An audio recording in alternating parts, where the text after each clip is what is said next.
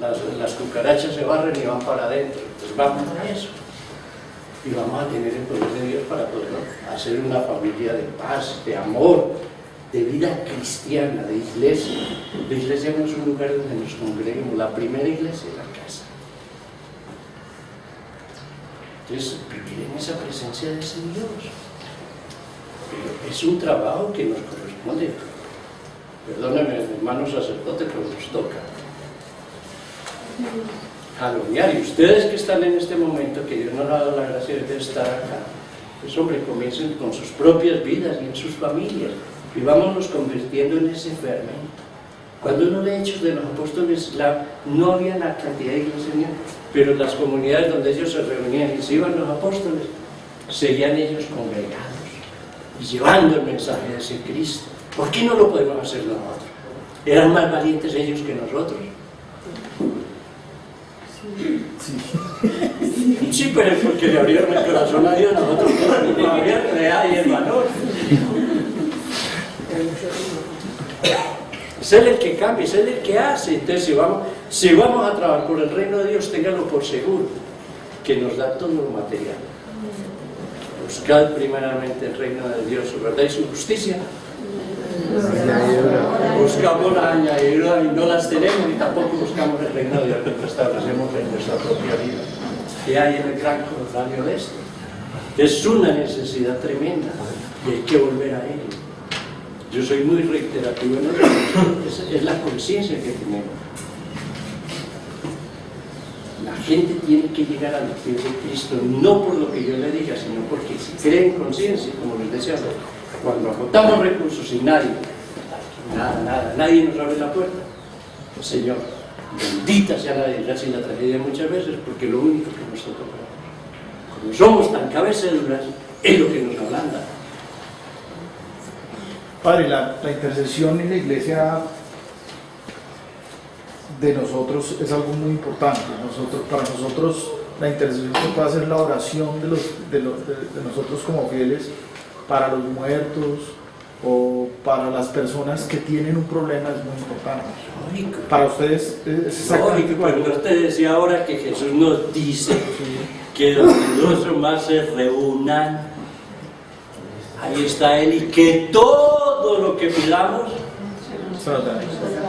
ustedes en la casa tienen un tesoro muy grande, tal vez lo han pasado desapercibido, son los niños, cuando tienen los hijos pequeños, son ángeles. Ya nosotros cuando vamos creciendo de 8, 10, 11, 12, 13 años, esto que nos empieza a corromper, a corroer, a oxidar. El niño es inocente. Se le cae la sala. ¿Ah? Se le cae la sala. Las cortamos nosotros mismos, no nos las cortan, que le damos cabida porque no nos moldearon.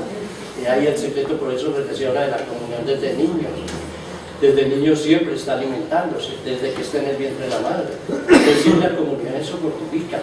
Mira que cuando la gente llega y se confiesa y va y comulga, dice que se siente livianito y descansado y ya está. Se ven los milagros y las curaciones muchas veces. Porque la mayoría de las enfermedades y los males son psicológicos y es el resultado del pecado. Y si yo quito la causa, que es el pecado, ¿qué tiene que venir? La respuesta. Y Dios no engaña. Entonces de ahí la necesidad de eso. Nosotros convirtamos nuestra vida en una praxis, una llama viviente de ese Cristo que vive en nosotros con su Santo Espíritu. Y eso es trabajo de cada uno, no es porque me lo digan, soy yo. Y tomar conciencia, es que yo algún día voy a partir de este mundo y que le voy a decir a Dios. Que mi hogar y lo convertí en un infierno. No amé, sino que odié, destruí, corroí. Y me destruí yo mismo y destruí a otros. Es muy triste. Hay que ser reiterativo en eso. Tomen conciencia que la solución es. Aquí hace años, no sé, una iglesia que decía, pare de sufrir Cristo. Pare de sufrir ese Cristo. Y sin meternos a ninguna congregación. Hay que ver si el corazón de cada uno está limpio y si es sincero lo que decimos es Dios. A nosotros los podemos engañar y ustedes nos pueden engañar. Incluso cuando van al ministerio de la confesión. ¿Cómo hace uno para saber si lo que le está diciendo la gente está con contrición, con dolor, con corazón, o si no y porque lo haga que después pasa bravo, porque va a comunicar? El que ve los corazones y las mentes es Dios y los lee. Entonces a nosotros nos podemos engañar, pero a Dios no nos podemos engañar. Entonces yo le digo, cuando ya uno se arrepiente, en lo visto, seguro que más de uno de ustedes ha tenido la experiencia que en un momento de angustia llega y se postra o va a estar en un templo, pero en el momento se postra con toda la sinceridad y clama, Señor, y el Señor responde. Pero se nos olvida, apenas salimos y vimos la solución, todo quedó como el viento de hoy es aquí. Cada vez que pasa el viento es diferente, lo mismo que el agua. Ese es el problema, porque lo cual te está frenando. Gracias a Dios por eso. Señor Jesucristo, cuida de mí, gracias por la vida, gracias por todo, aún por la adversidad, porque de la adversidad los tropezones dicen que nos enseñan a caminar, ¿cierto? Entonces, cuando hay una adversidad, no maldigamos, doblemos la rodilla y démosle gracias, porque de eso Dios tiene hasta una bendición y está llamándonos, y mientras más reneguemos, más la alejamos. Cuando hayamos de tomar no la podemos perder de nuestra mano. Toda adversidad es una bendición que llega a nuestras puertas y a nuestras vidas, pero no estamos dispuestos porque no hemos abierto las puertas de Dios. En eso tenemos que seguir hincapié. Como cristiano, no importa la denominación, tenemos más de 8.000 denominaciones cristianas supuestamente. Hay más iglesias que niños felices. Pero somos cristianos y tenemos ese centro allí, es el foco, es el switch, es el dinamo, es la energía, es todo. ¿Por qué lo desapercibimos? Tomemos conciencia de eso, volvámonos pies a Cristo, humillémonos. ¿Cuántas veces nos lavamos al día las manos? ¿Por qué no nos hacemos lo mismo por cada? La Escritura tiene y nosotros lo usamos. Dice que no te coja la noche la ocultada del sol, sin estar en paz con tu hermano. Y muchas veces estamos durmiendo en la misma cama y el uno dándole la espalda y no me da. ¿Cómo podemos ir así? Como Dios mío bendito, qué cristiano no es ese. O con los hijos. Eso es... Ya. Bueno, padre, por lo que veo quedaron muy claros muchos conceptos porque casi no hacen preguntas. Pero hay tres que son bien particulares. Si usted se quiere sentar, no sé cómo le quede más cómodo. Dice, aquí una de las preguntas dice, ¿por qué se ha relegado a la mujer de participar en las funciones de la iglesia cuando fueron las mujeres las que acompañaron a Jesucristo junto con María en toda la pasión? Y fueron las mujeres quienes estuvieron en el sepulcro primero que sus apóstoles, visitándolo y cuidándolo. Bueno, dentro de la tradición de la iglesia. ¿Ah? Esa pregunta la hizo un hombre. Sí, no, es que no, yo también soy uno de los que me cuestiono. Desafortunadamente, dentro de la tradición de la iglesia, que es machista por naturaleza, nos hemos olvidado de la trascendencia. El Papa Francisco en estos días hablaba de cuando que alguien decía después del viaje a Brasil que las mujeres no eran sacerdotes, pero dice, bueno, tenemos en María, y eso es cierto. Las mujeres pueden desempeñar un gran cambio. Dentro de esa posición que ha sido tradición de la... no de Jesús, porque Jesús se valió que fuera la portadora de la noticia una mujer y un hombre, pero ceñidos a una patrística milenaria, hemos relegado.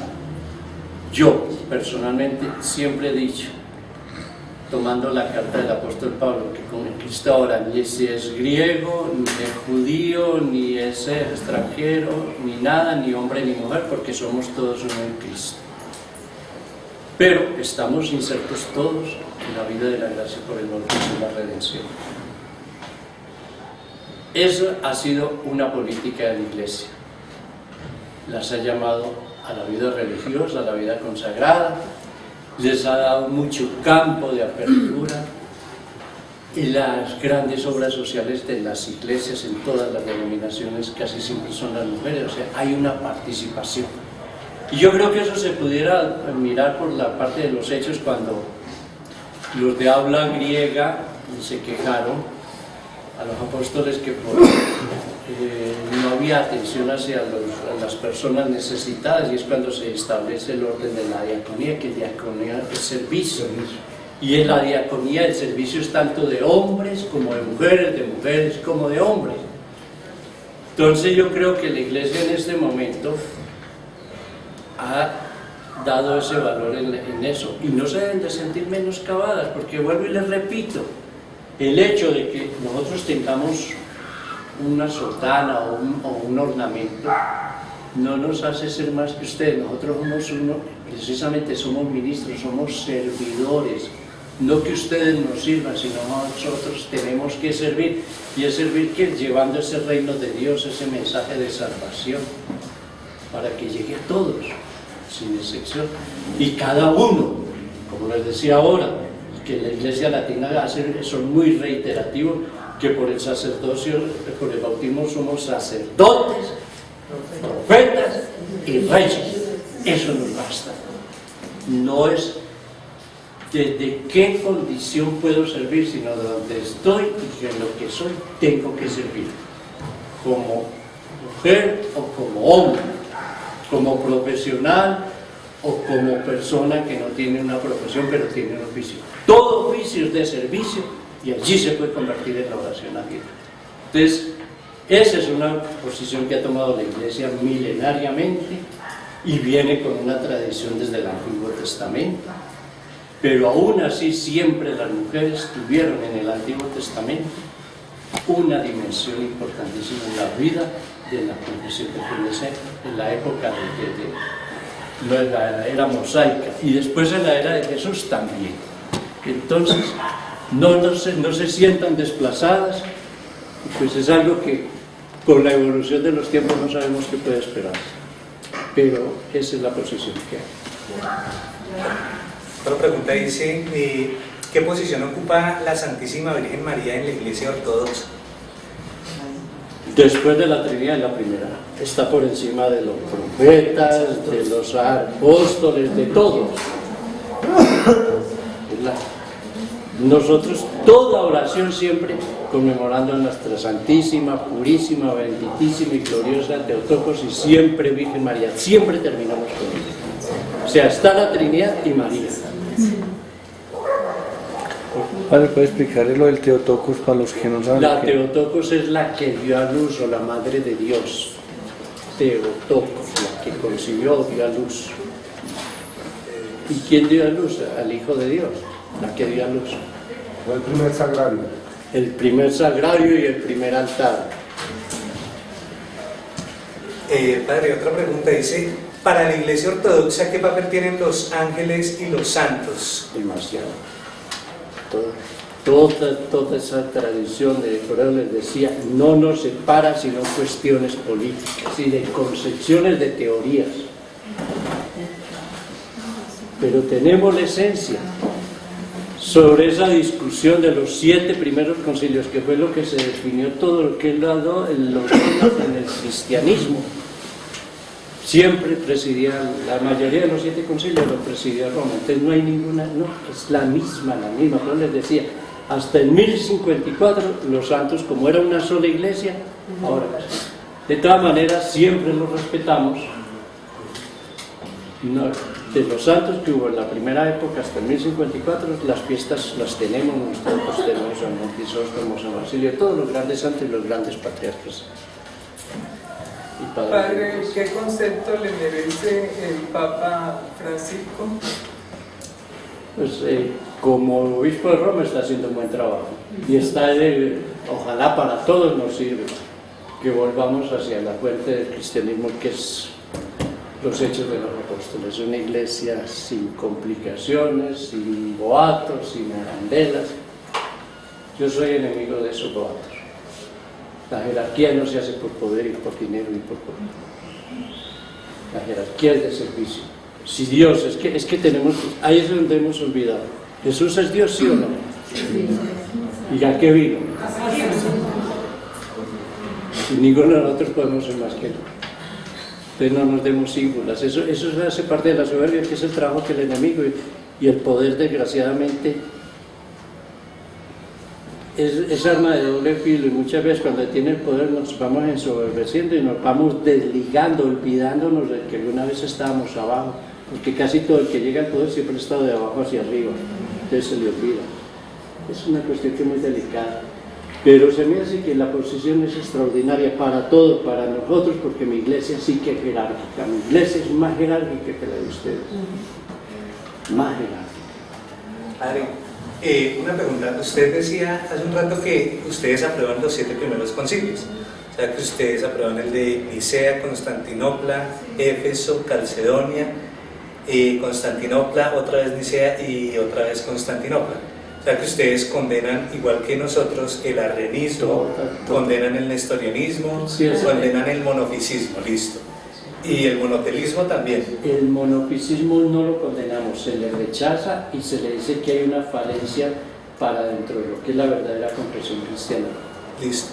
O sea que ustedes afirman como dogma de fe el de la Santísima Trinidad, el que de, si no hay Trinidad no hay nada. el de las dos naturalezas en Cristo y el de la Teotokos. Que él le decía, Padre, Hijo y Espíritu Santo, Jesús, Dios y hombre, les decía, el solo hecho cuando yo hago esto para echarme la bendición, ya estoy reafirmando un tratado de teología tremendo. Pero padre, mi pregunta no es esa, mi pregunta es, si esa es así, ¿cómo es su comunión? Porque usted nos decía que ustedes tienen están con los 4 antiguos patriarcados, o sea, Alejandría, Antioquía, Jerusalén y Constantinopla. ¿Cómo comulgan ustedes entonces con Alejandría, que son monofisitas? En Alejandría hay monofisitas y hay también el trinitario. Pero si son monofisitas, y ustedes los aceptan el concilio. En Antioquía hay monofisitas, todo el oriente, o sea, las divisiones que estamos viendo en Occidente de tantas sectas y grupos, nosotros los tenemos mediante denominaciones, que es una cuestión ya de un trabajo y es un proceso que la Iglesia no lo ha descuidado, vive en un gran diálogo con los coptos y con todos. Hay una buena relación entre esos patriarcados y esos arzobispales. ¿Por qué?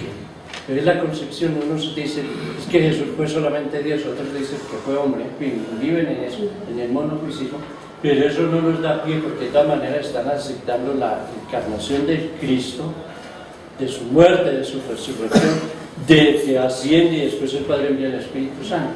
Entonces, no se les rechaza, pero tenemos que ser miel para atraerlos, no para rechazarlos. Hay una buena comunión. Y como te decía ahora antes cuando veníamos, que por ejemplo, aquí me llega un monofisita a casarse con alguien ortodoxo, pleno. Entonces, si proclama del corazón el cree, que está haciendo confesión de la Trinidad, porque está.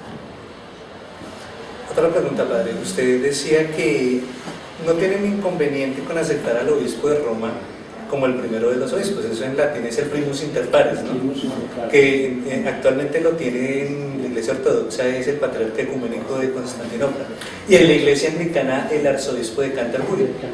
Listo. Pero ustedes aceptan al obispo de Roma como el primus inter pares, pero no como nosotros los católicos, como el pontificis maximus. ¿Por qué? Es que el único pontífice les decía que para nosotros el obispo, y en el trono del obispo siempre hay un ícono del sumo sacerdote. Entonces Jesús es el sumo sacerdote por excelencia según el orden de Melquisedec. ¿Ya? Entonces no fue el sumo sacerdote, es Cristo. ¿Y lo de la fundación sobre Pedro? No, es que ahí hay una cosa, la fundación está sobre todos los apóstoles. La palabra de Pedro, que es de mucho calibre, no es sobre Pedro, sino sobre la confesión. Recuerde que cuando, terminando San Juan, que dice que cuando era viejo, era joven iba, y cuando era viejo ya te llevarán donde no quieran, que le hace dar Pedro me amas, cuida, ya. Era para confirmar sobre los... Él lo niega, los otros fueron cobardes, él lo negó, y una negación es tremenda. Pero cuando él pregunta quién es el Cristo, primero quién dicen que soy yo antes que Moisés, que Elías, quién dice entonces tú eres el Cristo, dice, bienaventurado eres tú, Pedro, que ahora eres Cefas, porque no te lo ha revelado carne, sino mi Padre.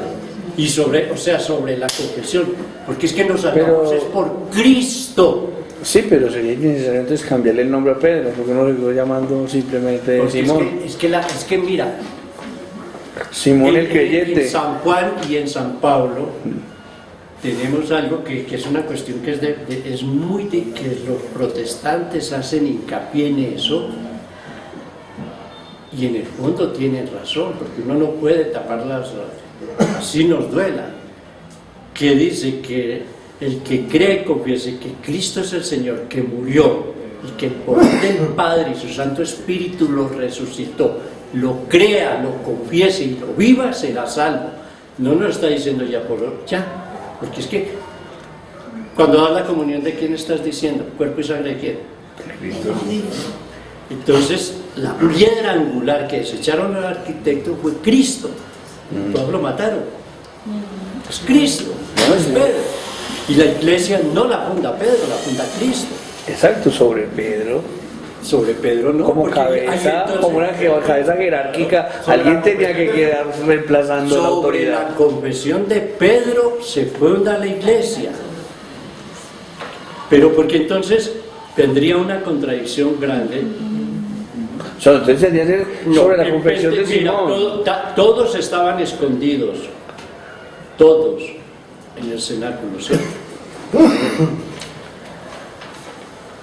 Cuando viene el Espíritu Santo, todos se revisten del valor y del poder de Dios y salen, ¿cierto? Que es lo que nos dice Hechos 1 y 2, ¿cierto? Sí. Ahí no actuó solamente el Espíritu sobre Pedro, sobre todos y los que estaban ahí. Bueno, eso yo sobre María y a través de María los demás apóstoles. María estaba llena del Espíritu Santo desde el momento del anuncio de la concepción. Eso no hay nada que hacer. Ya eso, María incluso, fíjese que ella Por eso dice se que todo desbordó hacia ellos. todo lo guardaba en su corazón porque ella sabía. Ella, el dolor como ser humano, mirándola del carácter humano, pero ella sabía que eso iba a pasar. Ella sabía de antemano, para ella no era una sorpresa todo lo que le pasó a Jesús a lo largo de su vida, no solo la privada, sino la pública y su martirio. Ella lo sabía, Sí, claro. porque estaba llena del Espíritu Santo, está en una comunión constante. Entonces, en ese descenso del Espíritu Santo ni le reafirmó, porque ella ya estaba plena de ese Espíritu. Pero se Sobre nosotros. desbordó hacia los otros. Es lo que yo Lo digo. reafirmó porque ella, en el fondo, ella era el centro en ese instante, como madre del Señor, allí por eso estaba con ellos, acompañándolos. Lo que hace alguien cuando quiere, yo voy a acompañar a alguien porque está en este problema. Ella en eso fue la fortaleza. A pesar de que era la que había sufrido más que todos, tenía esa fortaleza y sabía de la esperanza de la llegada del Espíritu Santo. Los otros vacilaban y dudaron. Eso tiene una interpretación, pero el acto de confesión es sobre eso, o sea, es Cristo. Por eso les decía ahora, ¿de quién somos? No importa la denominación que pongamos, que hay más de 5.000 denominaciones, y decía, ¿a quién estamos confesando? A Cristo. Sí, por eso, pero entonces eso haría casi que Por eso, innecesaria el cambio de que Jesús le cambie el nombre a Pedro, así como Es que a todos lo cambia. Yo tengo mi nombre cambiado en la iglesia ortodoxa, tenemos una tradición. No, es una tradición en la iglesia antigua. latina la Los tiene, monjes algunas cambiaban. comunidades la tenían, los capuchinos y en fin, le cambiaban el nombre. En las comunidades de monjas les ponen también. Entonces, eso, yo tengo mi nombre en la iglesia, es Cosme, Cosmas en griego, pero mi nombre civil es Octavio. Sí, pero ¿por qué Jesús hace tanto hincapié en ese momento en el cambio de Simón Porque- a Pedro? pero es que por Y dice eso- sobre esta piedra de Pero es la que iglesia. escuche y léalo, Padre.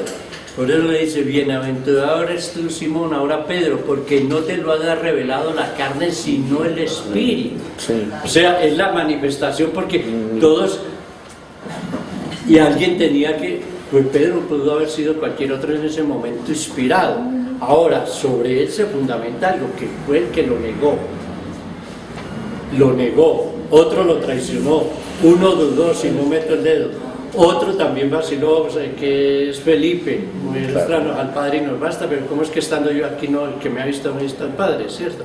Entonces mira que de 12, un 33 lo dudaron o vacilaron, con uno de la traición, que fue lo más horrible. Pero usted era una falla tremenda. Eso que nos está mostrando, el gran amor y porque incluso, sabiendo Jesús que Judas lo iba a traicionar, lo sentó a la mesa. A ver si él se arrepentía y no se arrepintió. El Espíritu se cerró tanto que no permitió que el Espíritu actuara. Porque fue llamado, tan llamado fue que partió y moja y le da y vea es lo que tiene que hacer. Sí, pero a ver, nosotros como lo vemos es, de la manera como nosotros recibimos, usted muy bien ha dicho, cada quien recibió una especie de carisma y como San Pablo habla, una función orgánica dentro de todo el cuerpo de la iglesia. Eso es cierto, es que no lo podemos negar. Pero ¿qué pasa? Alguien tenía que asumir el rol de cabeza de ese cuerpo, pero que iba a dejar de, o sea, que Cristo es la cabeza de la iglesia, pero obviamente para interpretar toda la riqueza de lo que aún está por revelarse, que Jesús dice que todavía no lo puede decir hasta que no viniese el Paráclito, luego cuando viniese esa revelación tendría que haber alguien autorizado por Cristo para decir esta es la verdadera autorización, esta es la verdadera interpretación y esta no, porque si no nos hubiera dejado a cada quien el libre albedrío de Lutero, que cada quien interprete como quiera. Si hoy todavía tenemos dificultades de comunicación, devolvámonos 2000 años la película. Cada uno cogió su camino, se dispersó, no sé, estuvieron en Jerusalén por miedo, pero después de Sí, pero mire que el mismo Pablo va donde Pedro para saber si lo que estaba predicando era cierto o no. Pues vino a decirle porque oyó de los comentarios, porque había, que es la primera discusión que hay entre ellos, que es cuando se hace incluso el primer concilio, que es el de Jerusalén.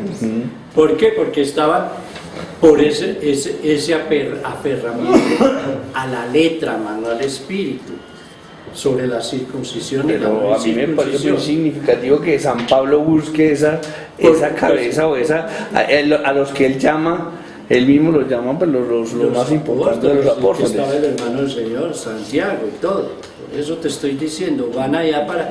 Y sin embargo, mire que la respuesta, para los que estaban cerrados, que tenía que ser circuncidados, los nuevos creyentes, y los que no, la manifestación que hacen cuando ellos dicen, es que cuando desciende el Espíritu Santo que descendió sobre nosotros, ellos empiezan a profetizar y a hablar en lenguas, ¿quiénes somos nosotros para oponerme? Y ahí fue entonces, entonces nosotros, el Espíritu Santo y nosotros declaramos entonces que no coman de esto y de lo otro y lo otro.